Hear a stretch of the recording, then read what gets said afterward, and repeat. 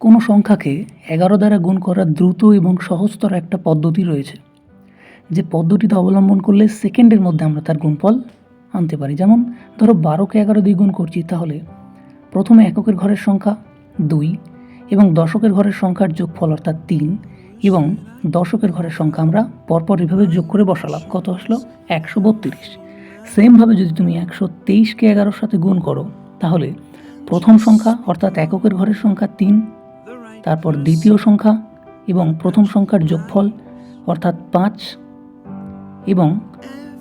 লাস্টে দ্বিতীয় সংখ্যা এবং তৃতীয় সংখ্যার যোগফল অর্থাৎ 3 এবং লাস্ট যে সংখ্যা পড়ে থাকলো শতকের ঘরে অর্থাৎ 1 আমরা বসাবো। সেমভাবে 11-র সাথে যদি 431-এর গুণ করো তুমি, তাহলে দেখবে প্রথম সংখ্যা অর্থাৎ 1, দ্বিতীয় সংখ্যা এবং প্রথম সংখ্যার যোগফল অর্থাৎ 4 এবং তৃতীয় এবং দ্বিতীয় সংখ্যার যোগফল অর্থাৎ 7 এবং